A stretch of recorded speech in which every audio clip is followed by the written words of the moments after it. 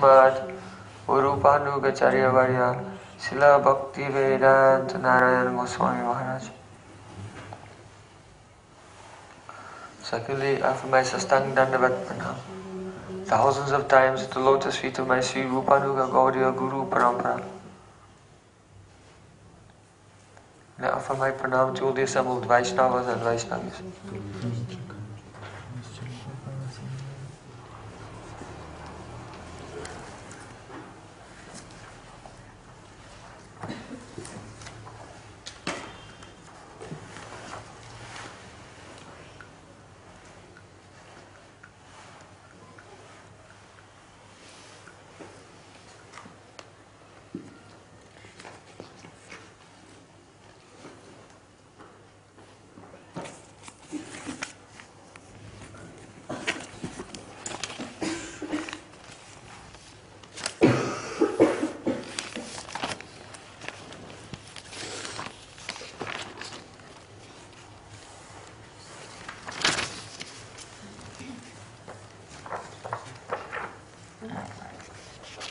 So,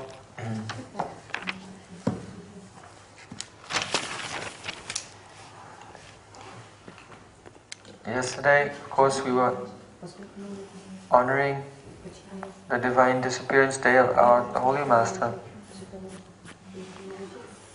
and the appearance day of Param Pujyapad Srila Bhaktivedanta Vamanu Goswami Maharaj. And the day before, we went for Braja Yatra and Parikrama to those very wonderful, divine, transcendental places in the forest of Mahavan, in Gokul. So before that, we were hearing the account, Srila Bhaktisiddhanta Saraswati Thakur's own account of the glories of his Gurudev on the occasion of his Gurudev's disappearance day. So we continue to hear this katha, and that was published in the Harmonist magazine. Really, if you read the articles by Srila Bhaktisiddhanta Saraswati Thakur and also by his disciples, his associates at that time, who write in a style exactly like their Gurudev. And Prabhupada Bhaktisiddhanta Saraswati Thakur has edited all the articles. Then you can have an idea of what it was like at that time with Srila Prabhupada in the early days of the Gaudiya Math. Perhaps you know the Srila Bhakti Sri Rup Siddhanti Maharaj, is Gurudev of our Rasananda Prabhu, Sridhar Maharaj, Sripad Bhaktivedanta Sridhar Maharaj. So, he was a very, very learned Vaishnava, along with Srila Bhakti Vivek Bharati Maharaj. They co-authored many Shastras, all the main Upanishads, complete Vedanta Sutra with Govinda Vasya, and other important books. Srila Vishnu Thakur's commentary on Gita, along with Srila Bhaktivinoda Thakur's commentary and their own commentary as well. This Srila Gurudev took and translated into Hindi. Srila Gurudev's Gita is based on their writings. Not only Gita, but also Raghavatma Chandrika, Bhagavatamrita Kana, Ujjvala Nilamani Kiran, Bhakti Samrita Sindhu Bindu. These were all translated and commented very nicely by them, and Srila Gurudev has, considering them his Shiksha Gurus. He has taken their writings and presented it to the people the Hindi-speaking people of India, and of course now in English to the world. So, when Sri Rup Siddhanti Maharaj was a young man, he came to the Math where Srila Bhaktisiddhanta Saraswati Thakur was staying with his prominent disciples, and he was serving there. And he saw all were discussing Harikatha. in English. And not only in English, in such high English. It was very difficult for the English to understand them. And he felt, I don't belong here. I'm not educated enough, I have to go back to university. So he left the Gaudiya Math and went back to university.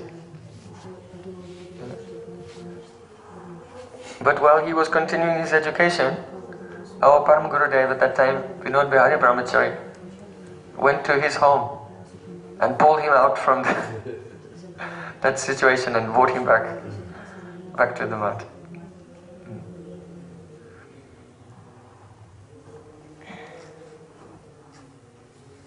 So how astonishing it was that Prabhupada Bhaktisiddhanta Saraswati Thakur collected so many jewels, very learned, talented and educated persons, brilliant persons. If you read their writings, you can read in the Harmonist, each article, your eyes are popping out. And it is adbhut, full of wonder. So, that Prabhupada Bhaktisiddhanta Saraswati Thakur, Srila Bhaktivinoda Thakur sent him to take Diksha from Srila Gopkishore Das Babaji Maharaj, who could not read and write. His former Purva Ashram, before he was Babaji, in his household life, he was a grain merchant. He used to sell grain. So, what is the mystery in this?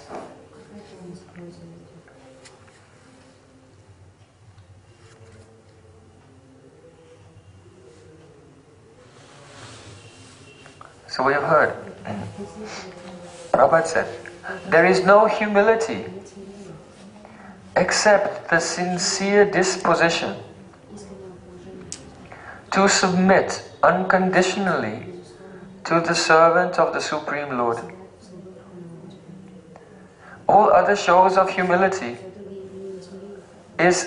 are hypocritical because they are a function of the conditioned state when we do not know the truth.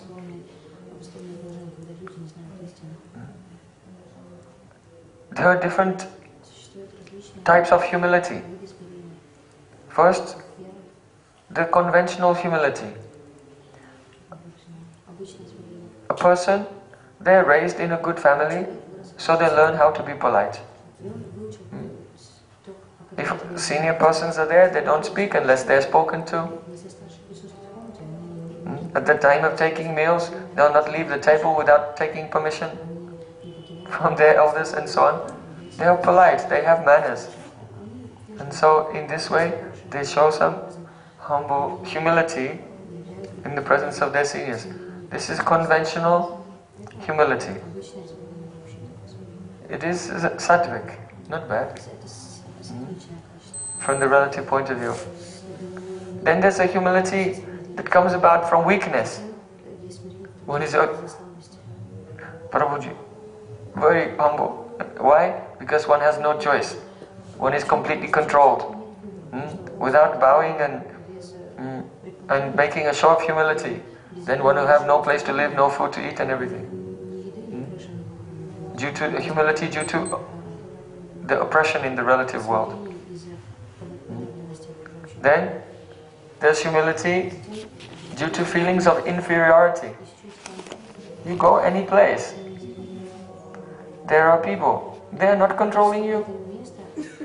They may not be older or senior or anything, but all are very talented, more beautiful, more expert, more learned, everything than you feel. A type of shyness and embarrassment. Then, fourth type of humility. When a person, this is the utilitarian humility. Being humble in order to get something. Very deceptive, slimy, and duplicitous, A person is being very humble and respectful, they have no respect for it, but they're acting out all these things in order to manipulate the others' perception of them, so they can come to a higher level in the eyes of others. So, from the simple conventional humility to the humility due to weakness, humility due to relative incompetence, and utilitarian humility, all of these, they're all inauthentic types of humility. Why? Because you can practice all of them, one of them, two of them, three of them, four of them, but still you are identifying, I am this body and mind. So the ahankar, the concept of aham mameti, I and mine, has not been relinquished at all.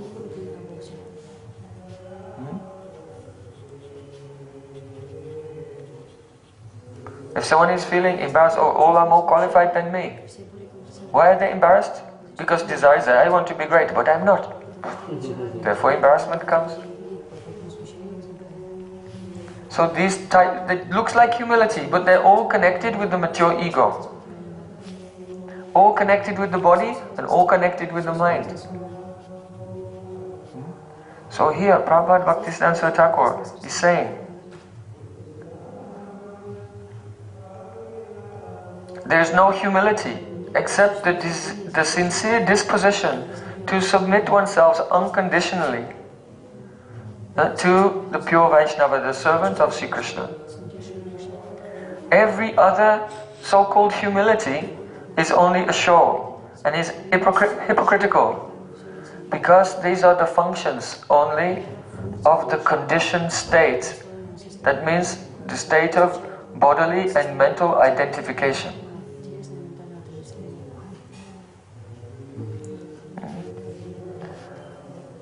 In that state, we do not know what is the truth.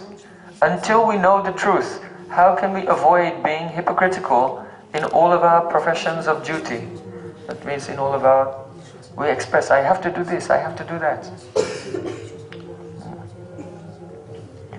The proper attitude in such circumstances is the one exhibited by Srila Sanatana Goswami Prabhu when he approached Sri Chaitanya Mahaprabhu with his sincere inquiry for being enlightened, ab initio, regarding the nature of his self and his duty.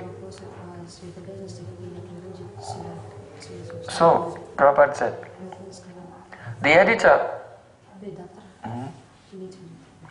was directed by Srila Thakur Bhaktivinoda to receive this knowledge of the truth from Babaji Maharaj, who was unread in the Shastric literature of this country. But Srila Gokishore Das Babaji Maharaj was realized by Srila Bhaktivinoda Thakur as the Acharya of Sambandha Gyan. That is, that Srila Gokishore Das Babaji Maharaj was exercising the function of Srila Sanatana Goswami Prabhu for imparting to the fallen souls the realization of the nature of their real selves.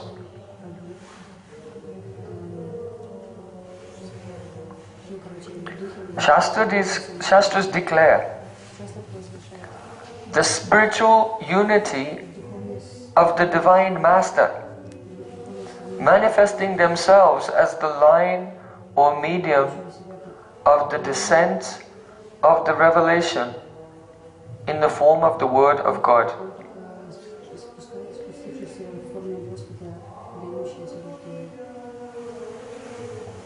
In other words, we have heard that Guru is one. Guru is one. That means there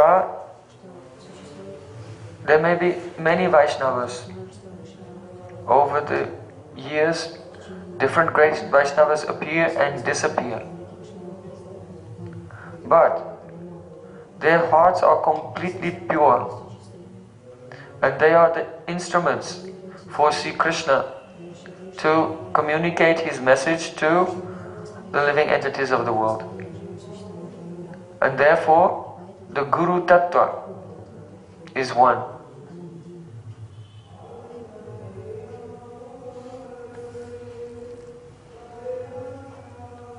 The mode of appearance of the word, here's using the word word with a capital W, the word. Because in English Christians speak about the word of God. In the beginning was the word, and the word was the word was God and was with God. In other words, see, Krishna is non-different from his name. And the pure Vaishnavas appear in this world to give the word of God, that is the Shabda Brahma, the transcendental sound of the name of God, which is not different from Supreme Lord himself. So, the mode of appearance of the word exhibits a threefold distinction. So the appearance of the word, the sound vibration describing the Supreme Lord, manifests in three distinct functions.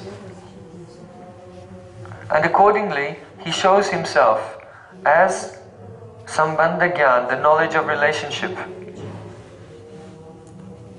Then, Abhideya Tattva, the function of relationship.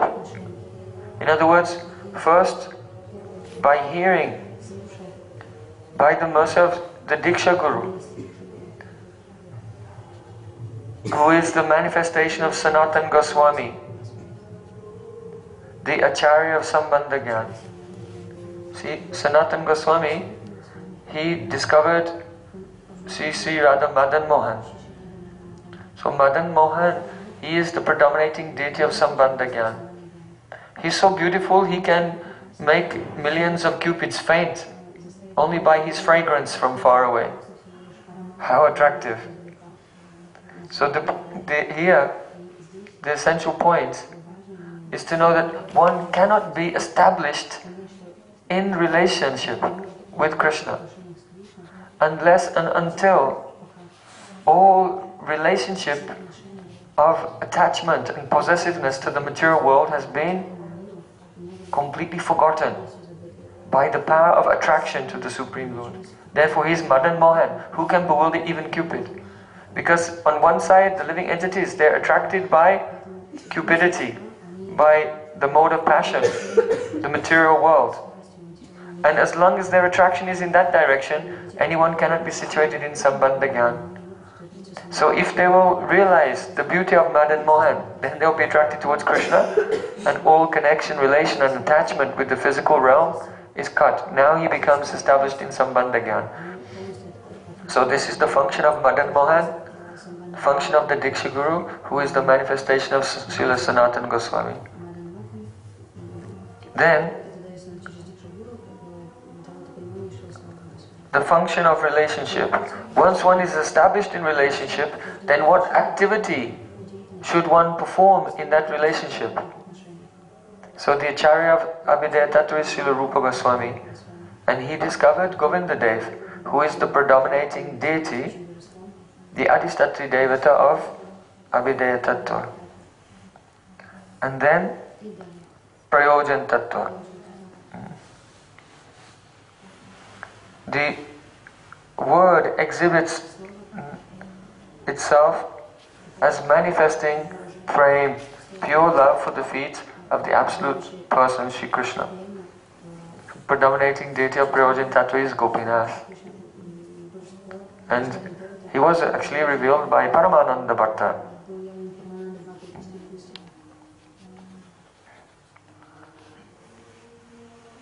So, now Prabhupada is saying,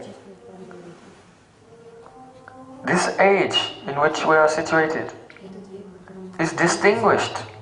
That means this historical period in history, this historical age is distinguished for the advancement of scientific knowledge and for the readiness to explore the truth by all resources at its disposal.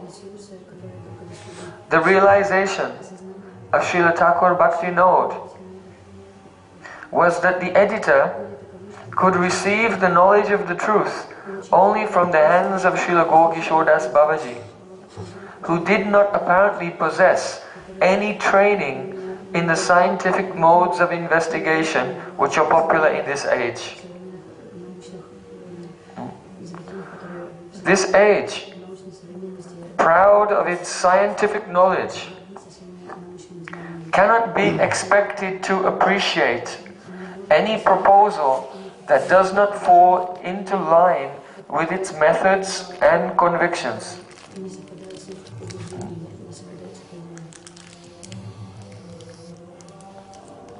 So we see that the appreciation of the revelation, whether it's in the form of Vedic revelation or biblical revelation or any religion, now people, they scoff at the concept of revelation. Even.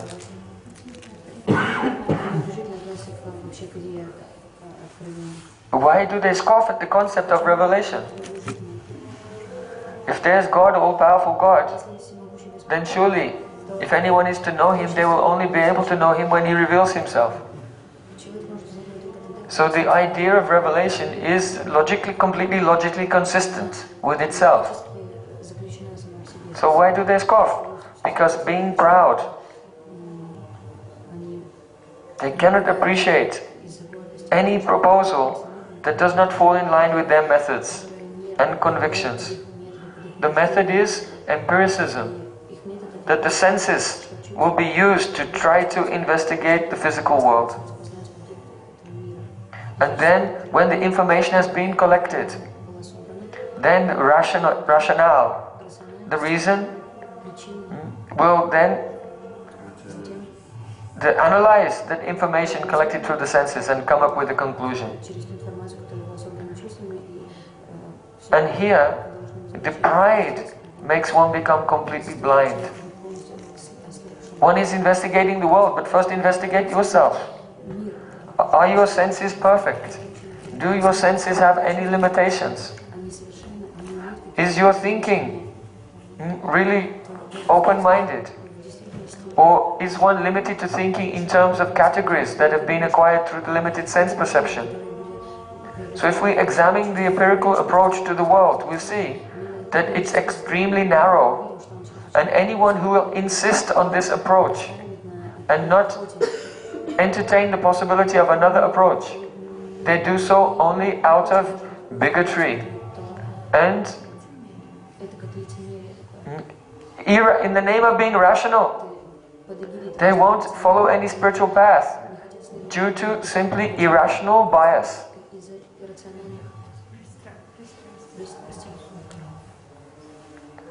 So Prabhupada said, they will not appreciate any proposal that does not fall in line with their method and convictions. But unless we are prepared to submit to the Paramahamsa on his own terms, we can have, according to the Shastra, no chance of being relieved of the state of utter ignorance. We cannot be relieved of the state of utter ignorance by all our so-called scientific knowledge.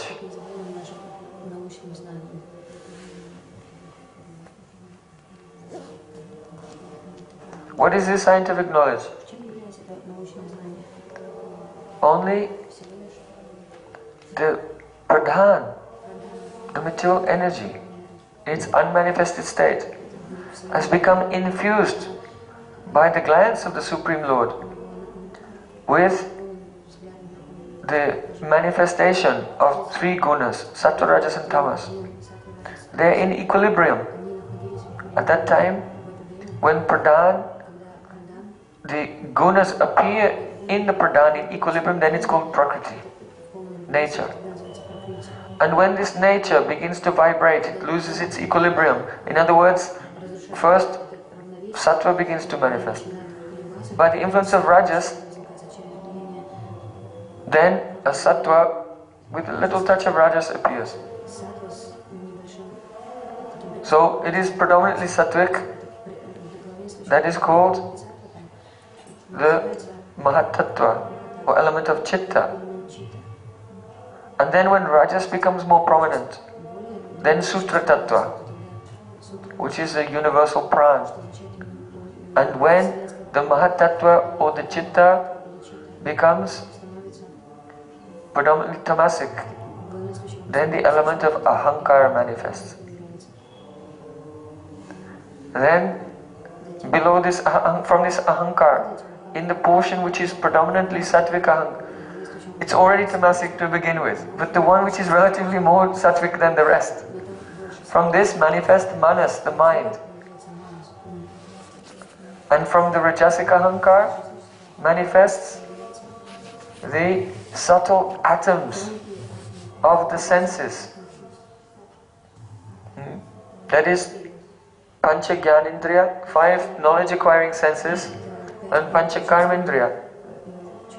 They're atoms. It's strange.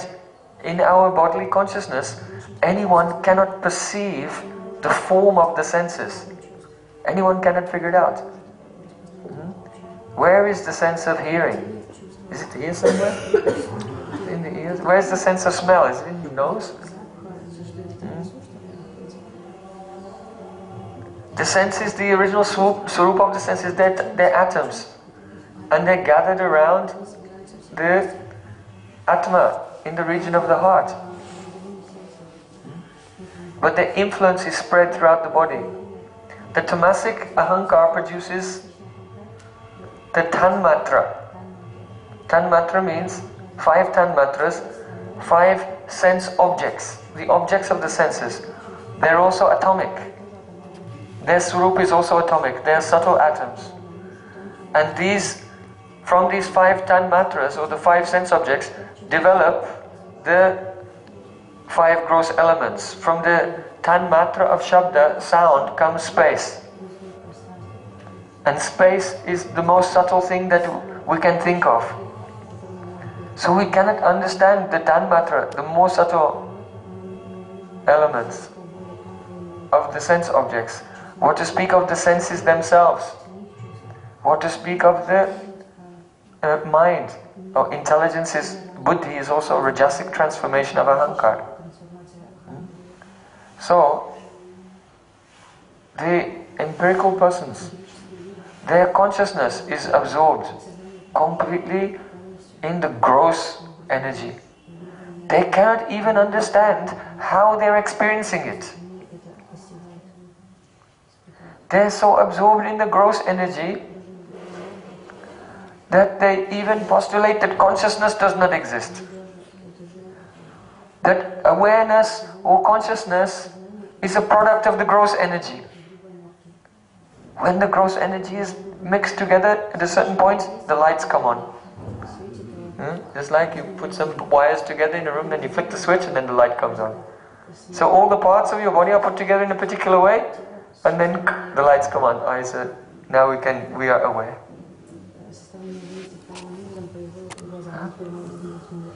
So, being situated in this state of complete ignorance of what is this body, senses, mind, forget about the soul.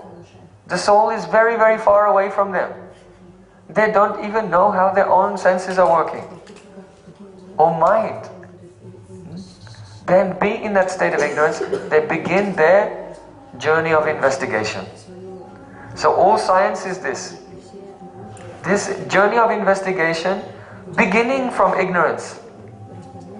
And therefore there is ignorance in the beginning, in the middle and the end. Ignorance, ignorance and only ignorance.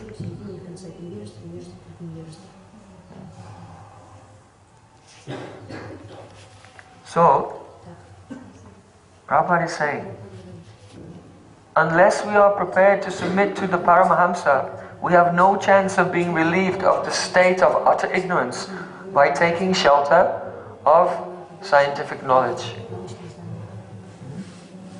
Now, the conduct of the teacher of real knowledge should not also be expected to conform in any way to the hopes and the of utterly ignorant persons.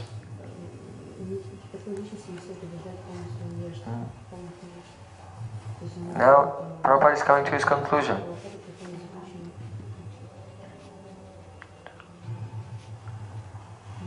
In one sense, in the paramartic sense, Srila Bhaktivinoda Thakur is the guru of Srila Bhaktisiddhanta Saraswati Thakur. He is his Shiksha guru. Srila Bhaktivinoda Thakur had given Diksha to Prabhupada Bhaktisiddhanta Saraswati Thakur's brother.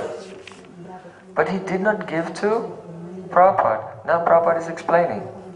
He said, referring to himself, we cannot be eligible for the discipleship of Srila Bhaktivinoda Thakur, whom we may be disposed to honor on account of his display of scientific scholarship.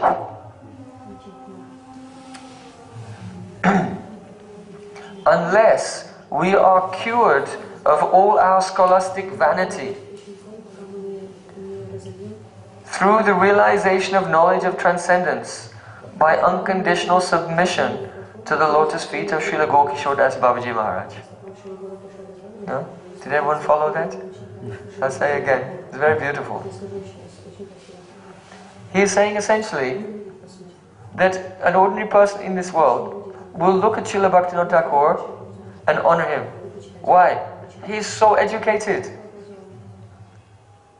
He knows so many philosophies of India and of the West. He knows so many languages.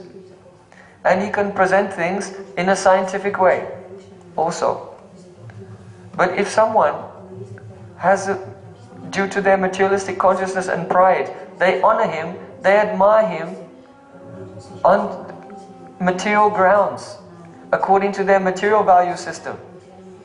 So in this way, they're not really honoring and cannot really understand Srila Bhaktivinoda Thakur. Only they're measuring him as a great person according to their own value system. So he's saying, we cannot be eligible to be the disciples of Srila Bhaktivinoda Thakur, whom we are disposed to honor on account of his display of scientific scholarship, unless we ourselves are cured of all scholastic vanity. I am a very learned and educated person. The material vanity. We have to be cured of that scholastic vanity through the realization of Sambandha Gyan by unconditional submission to the lotus feet of Srila Gokishore Das Babaji Maharaj.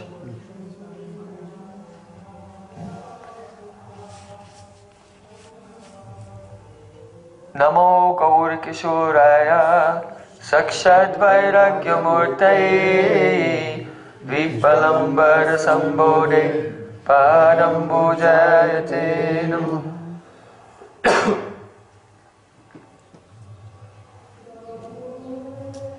Namo Gaur Kishoraya Sakshat Vairagya Murtaye.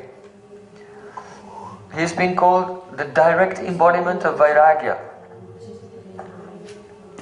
the direct embodiment of complete dispassion, detachment, indifference to the world. Patanjali Rishi, he gave a definition of Vairagya.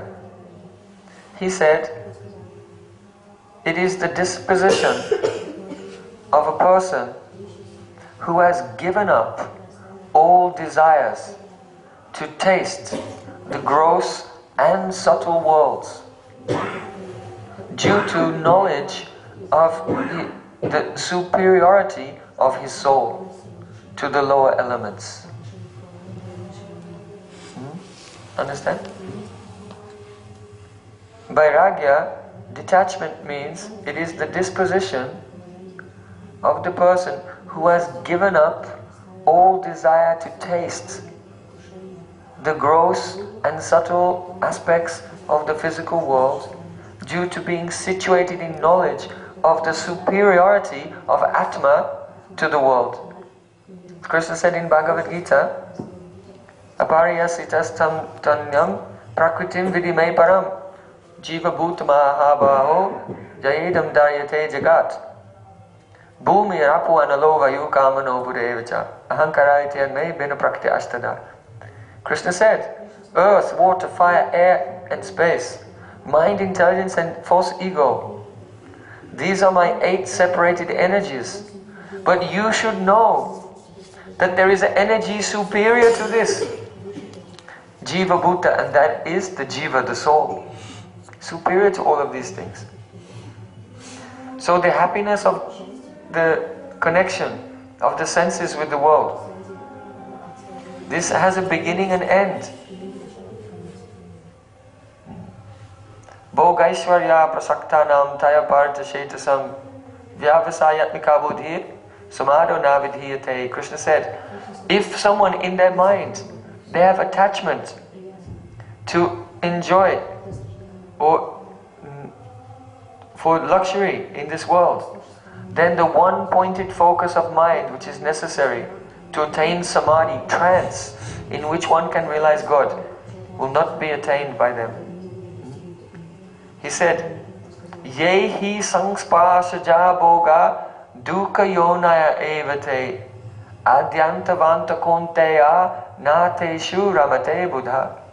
Krishna said, hey Arjuna, son of Kunti, a wise person knows that the contact of the senses with their objects is not the source of happiness. It is the source of all misery. Yoni means a womb. Dukkha yonaya evate. The place where misery takes birth. What is that? The contact of senses with their objects.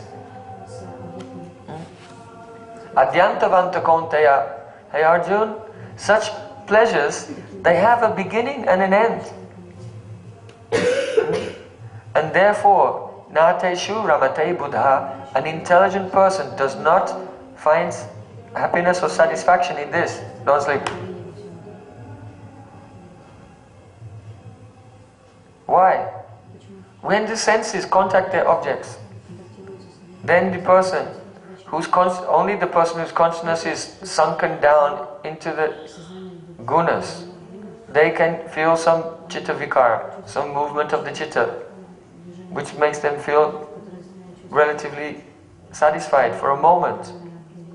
But this contact of the senses with their objects is dukkha yoni, the source of all suffering. So the pleasure is over in a moment. And what's left over? Suffering. Now suffering will come. You have made an order. You have put in your order with the waiter. If the waiter will come to you, say, can I take your order, sir? Yes. Give me, I would like, for starters, birth.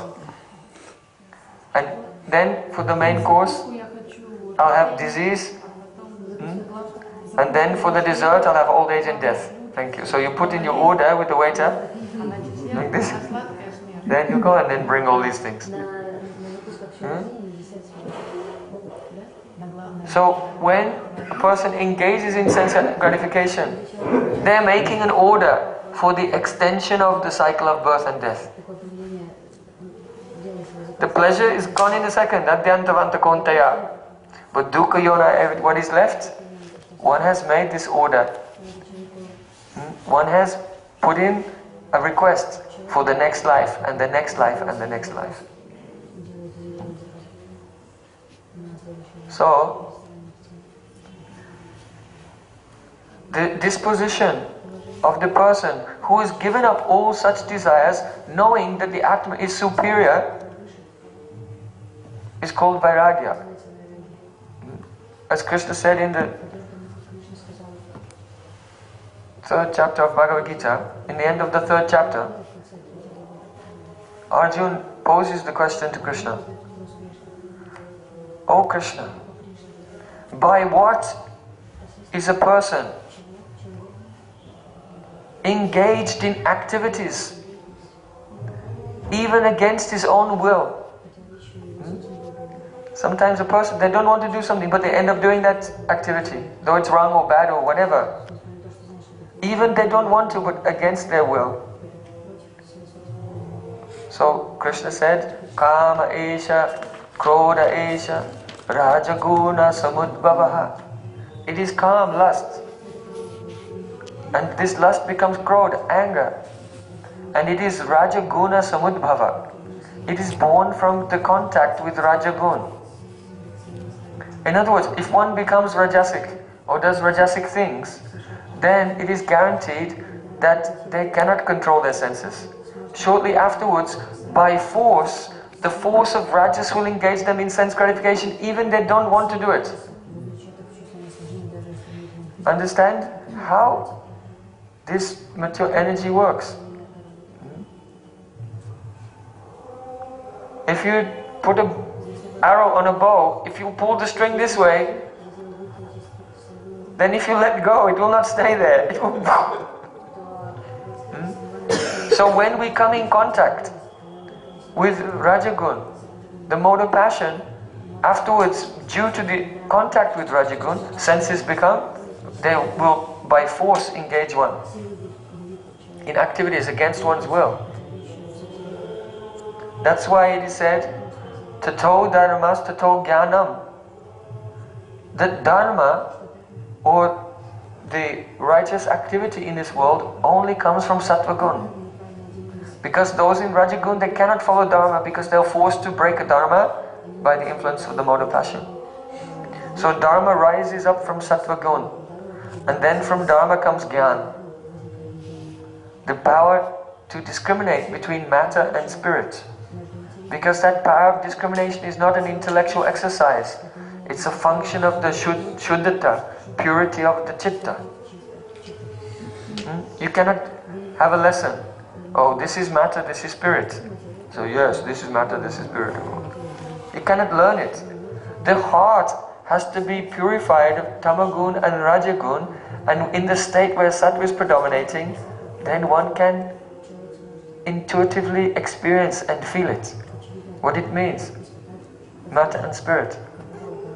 As Krishna said in Bhagavad Gita, he said the living entities in this world are taking birth. They are living and then dying, and then the soul is changing body and taking birth in another body somewhere. So one might say, well, where's the evidence? Has anyone seen it?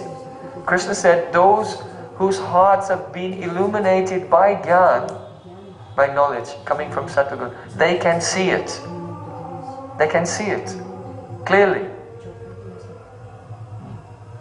So, jnana, the discrimination between matter and spirit and understanding the tattvas of this world comes naturally as a function of shuddhata, purity of the heart. That is the absence of rajas and tamas. So, Krishna said in chapter 3 of Gita, one is engaged by force against one's will by calm, coming from contact with the mode of passion. Therefore, understand that this Rajagun, this calm coming from Rajagun, is like a fire. This is the basic principle that the conditioned souls cannot understand. If you feel dissatisfied, you will not become satisfied by repeated sense gratification. But rather, the repeated sense gratification will increase the dissatisfaction. So Krishna said, Dushparena analena cha. This calm is like a fire, which cannot be extinguished by repeatedly adding the fuel. If you throw the gasoline on a fire, it will go down for a second and then like this. But the living entity is trapped in this cycle of trying to enjoy and feeling some relief, but then the desires come back. And then enjoying and feeling some relief, and the desires come back again and again. So this is not the way. So Krishna said, the control of the mind and senses begins with control of the senses. If you want to control your mind, first control your senses. So every 2 weeks, we are following Ekadasi. Tomorrow is Ekadasi.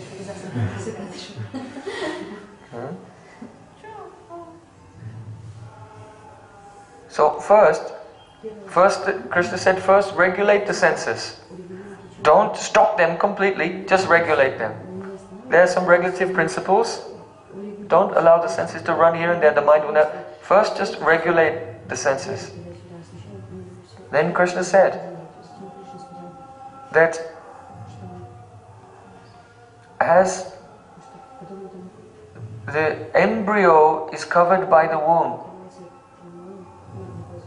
as a mirror is covered by dust, or as a fire is covered by smoke, the living entity is covered by 3 degrees of this lust. See, the embryo is totally covered by the womb. If any lady is pregnant, only 1 week, 2 weeks, 3 weeks, whatever, anyone cannot see. She even may not know herself. So when the embryo is forming, it's completely covered. No one can see. So similarly, when the living entity is deeply covered by the mature energy, tamagun, then the symptoms of consciousness, the soul, they're not apparent. Just like the soul in the body of a plant or a tree. How could you guess that there's a person there just like you? Not less than you, exactly like you. There's a soul there in that tree, in that blade of grass, in that plant, just like you, but completely covered. Then, or as mirror is covered by dust, when the soul is covered by Rajagun, it's like a mirror covered by dust. If you move the dust a little bit, then you'll see underneath there's something shining. So that is like the person covered by Rajagun. They have soul. And those who are investigate a little, they'll conclude, yes, there's a soul. I am the soul in this body. You are also the soul. Then Sattva Gun is a covering like fire is covered by smoke. The fire is clearly visible, but there's some obscurity there, some impurity still. So Krishna then said to Arjuna, you should know that the resting places of calm is the senses, the mind, and the intelligence. Where does Krishna is saying, you have to defeat your enemy.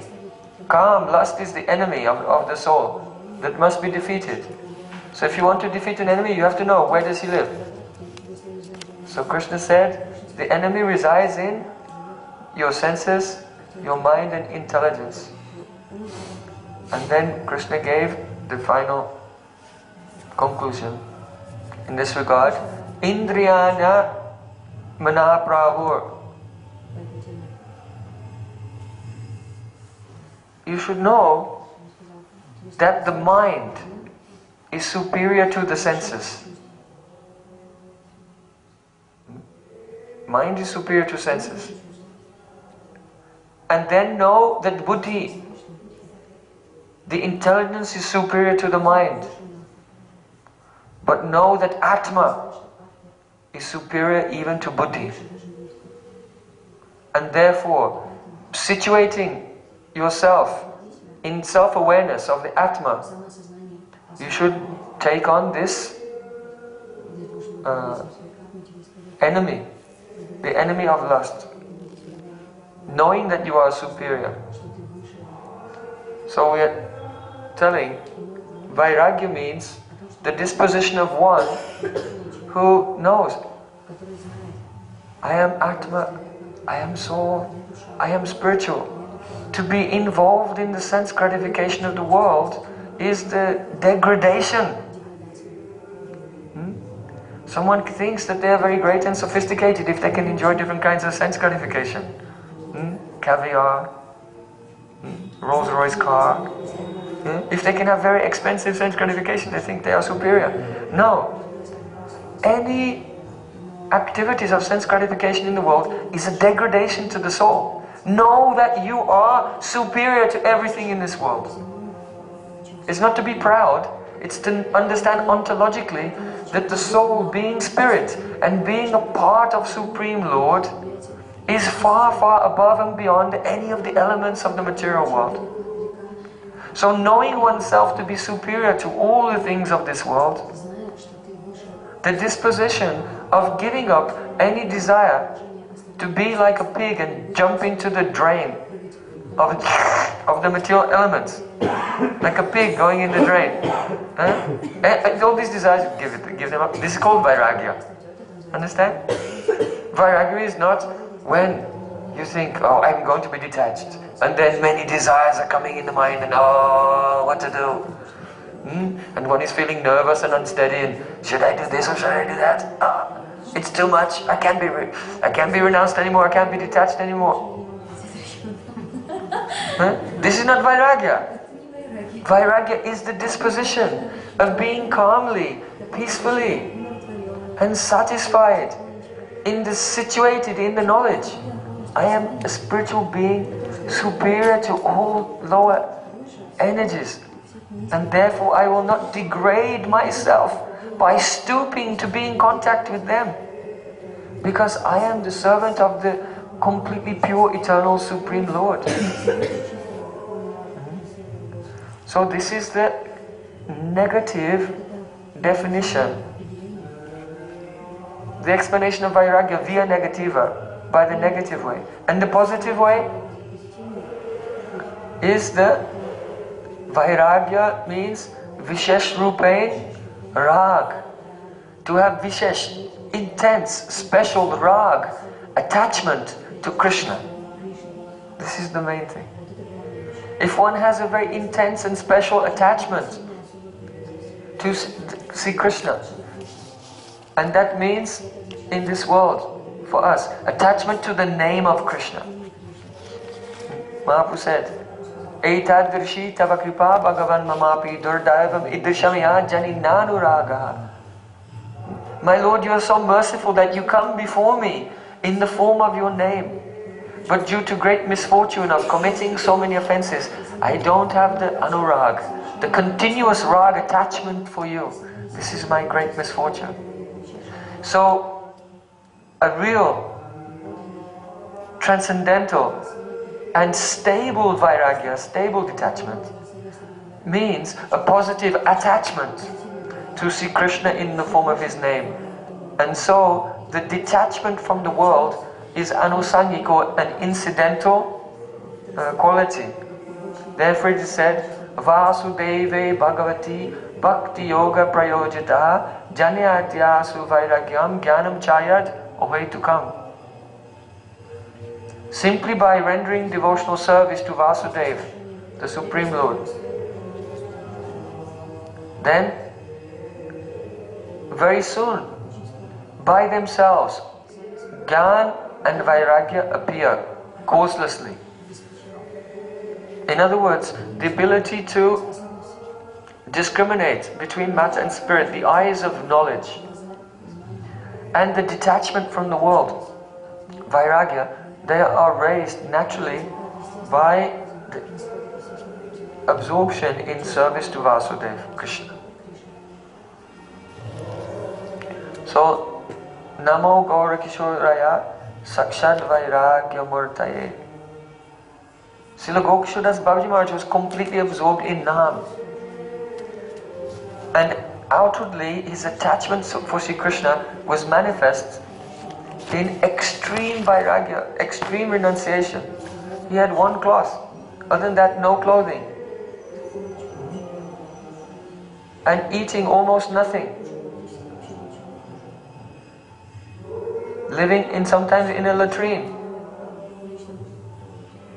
But it was the outer symptom of his deep attachment, because inside, Vipralambara Sambodhe Padam Bhujayate Namaha. I bow down to the lotus feet of Srila Gokishoda Das Babaji Maharaj, because he is a Vipralambara Sambodhe, like an endless ocean of love in separation from Radha and Krishna.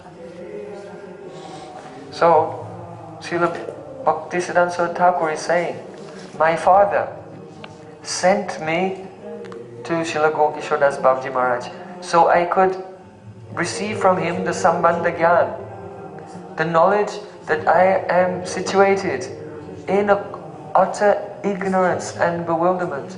I don't know who I am.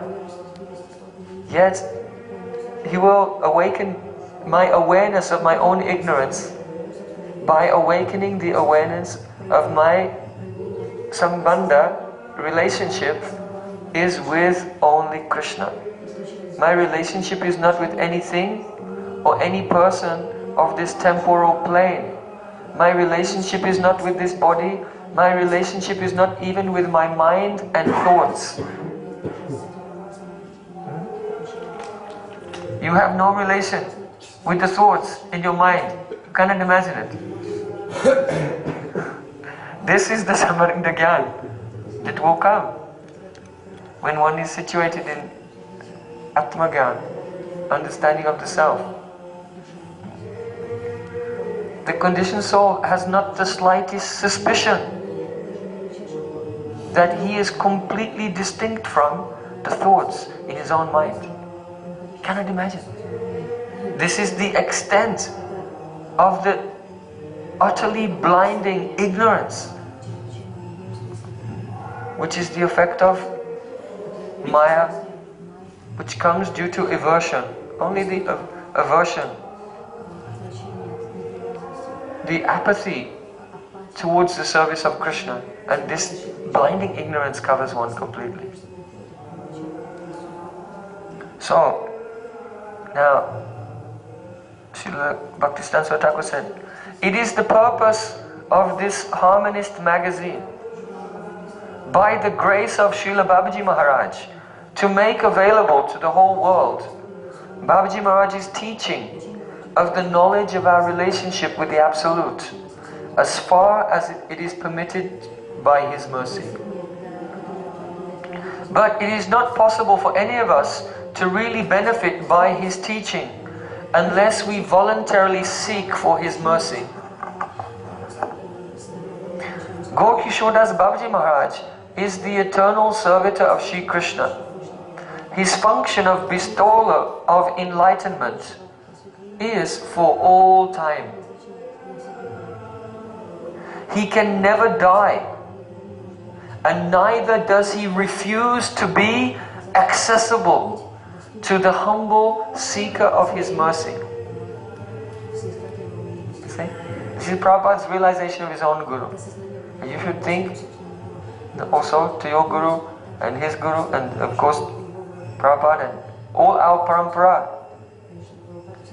Their teaching can come to one who sincerely seeks their mercy. And their function of giving enlightenment is forever. Such Vaishnavas never die, and neither do they refuse to be accessible to the humble seeker of their mercy. So Srila Gurudev is always here. Srila Bhakti Pragyan Keshav Maharaj is always here. Prabhupada, Srila Bhaktisiddhanta Swami Thakur, they are always here. And if one will humbly seek for their mercy, they will bless us.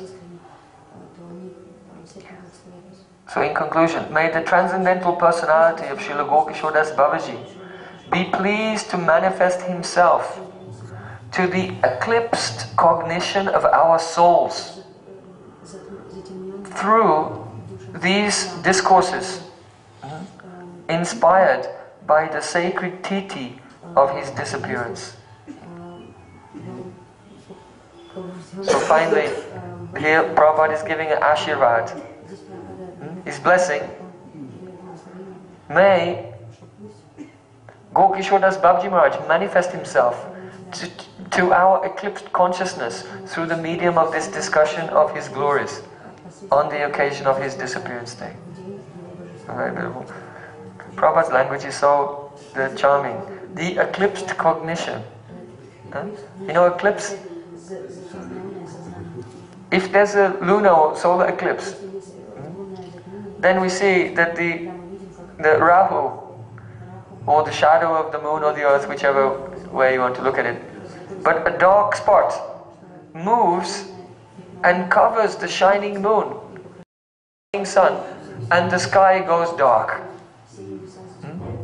It's not that the sun is not there, the sun is there, the moon is there, but anyone cannot see it.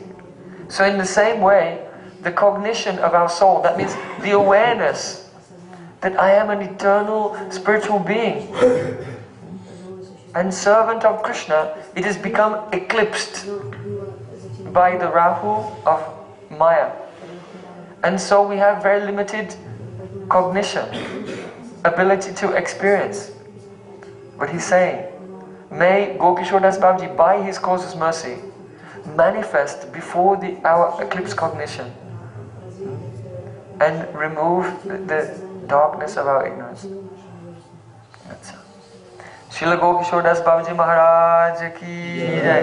Prabhupada Srila Bhakti Siddhanta Saraswati Thakur ki jai. Gaur Premanande. Are there any questions?